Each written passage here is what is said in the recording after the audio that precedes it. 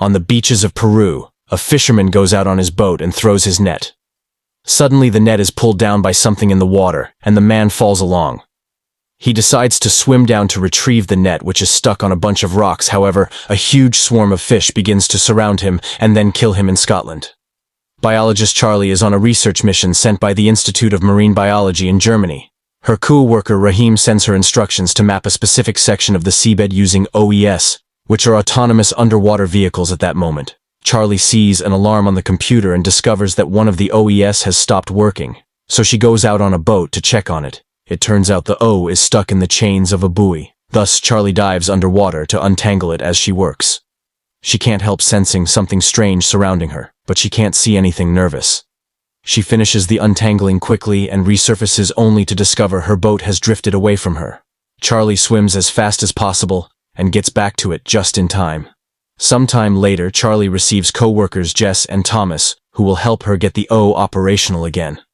Thomas is surprised to find burn parts inside, but Charlie swears that she doesn't know how it happened. The duo leaves as soon as the repairs are done, and now Charlie feels very lonely. So she goes to a pub where she meets fisherman Douglas, and they end up spending the night together. The next morning, Charlie takes Douglas with her to launch the repair. It goes well. But before they leave, Douglas notices something weird floating in the water. Charlie grabs it and sets it on fire as she explains it's methane hydrate, which is released by algae, and then freezes sometimes. A few pieces break free and float to the surface. However, there are tons of them surrounding them now, which isn't normal. Charlie records it all, and later sends it to the Institute for Professor Lehman and her other co-workers to analyze. Lehman asks Charlie to investigate if this is happening anywhere else in the area. Meanwhile, in Canada, Leon and a co-worker of the Vancouver Marine Institute discover a dead orca at the beach with strange bruises on its body that could only be made by humans calculating the direction it came from. The duo visits the local fisherman at the covey and learns that the orca attacked their boat, which isn't normal behavior. The fishermen had no choice but to fight back to save their own lives. Later, Leon keeps an eye on the whale tracker and worries because the migrating whales haven't shown up at the usual time, which never happens. This is also causing trouble for local tourism since many people come by just to hire boat rides and watch the whales.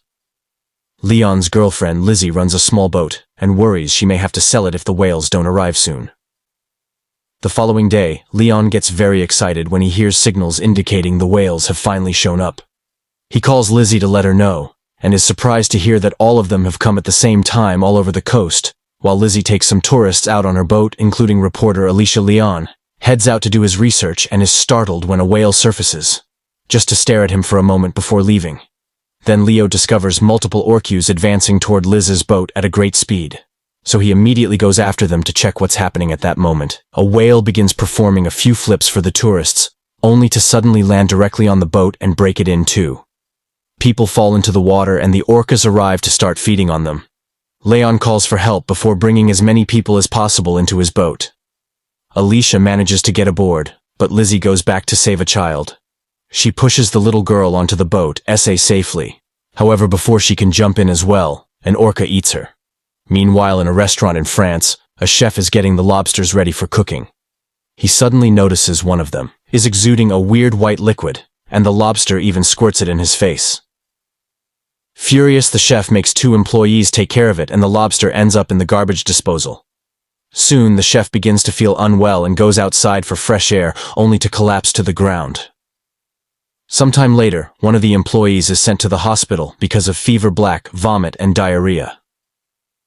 Doctors Sophia and Cecil hear about the chef's death, who was found with the same black vomit, and request permission for an autopsy. Cecil worries that this may be something contagious going around the restaurant staff, so she goes to talk to one of the cooks and learns about the lobster incident afterward.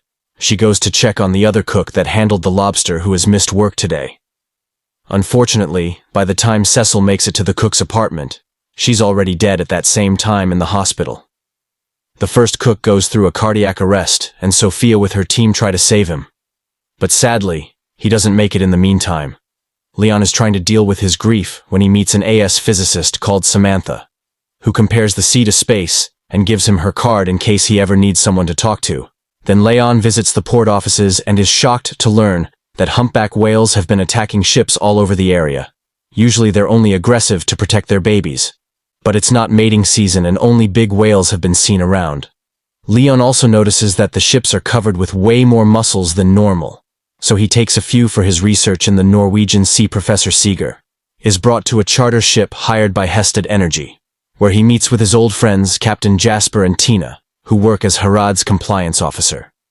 They show him footage of the area where Hestad is looking for gas and oil, which has been covered with ice worms feeding with frozen methane. They're multiplying at an alarming speed, but when their camera tries to get closer, a strange interference interrupts the recording afterwards. Sigar gets to study one of these worms up close and notices they have different claws from usual. They're bigger, and their reproduction is happening faster as well. He tells Tina this must be a new species, and that she should consult an expert in the field. But Tina refuses because she wants to work with him at first. Sigar refuses because the two of them have a past, and because he doesn't like Hestad's shady practices against the environment. But Tina says she'll let him sign all the reports to avoid hiding information, and he accepts later. Sigur and Tina bring their discovery to Lehman's lab, and she agrees. It must be a new species. The really disturbing part is that these worms are going through the ice on the sea floor, even though there isn't anything for them to feed on, as if they were self-destructing. Tina must report this to Hestad, and Rahi gets annoyed that a company gets a say before they can release new discoveries to the world afterwards. Sigar and Tina have a meeting with members of Hestad who want to know how to solve this quickly so they can keep on digging. Tina convinces they need more samples before they can make a decision, so the board approves another trip. On their way out, Sigar offers Tina to take her home, but he's disappointed to see her boyfriend is already there for her during their second exploration. The camera reveals that the worms have gotten even bigger. As a test, they activate the ship's drill, but it immediately begins malfunctioning. Suddenly the ship starts shaking and swaying before something explodes underwater. Sometime later they bring this issue to Lehman again, and she explains that the drill released the trapped methane and caused the explosion. If the ship had been smaller, it would have been destroyed from what they can see on the scans. The bacteria mat is also eating its way through the ice, and if they reach the bottom of the seabed, it'll be disastrous for marine life since this is getting serious. Tina invites Sigar to come with her to an energy council meeting to find out if other scientists have also seen the worms. Back to Charlie.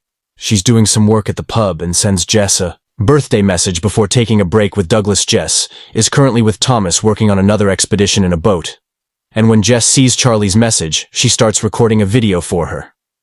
Suddenly the computers start to malfunction and weird readings appear on the screens. The ship begins to shake as the sea underneath takes a weird consistency and swallows it down, killing Thomas and Jess, while Rahim and Charlie are devastated to hear the bad news.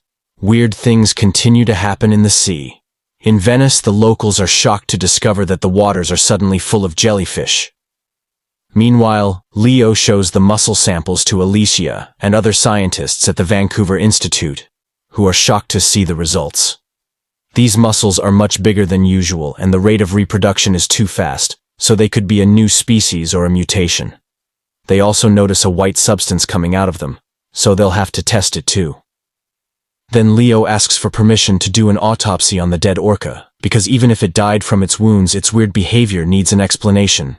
There are no signs of infection and nothing weird in its stomach. However, Leon is shocked to find a strange white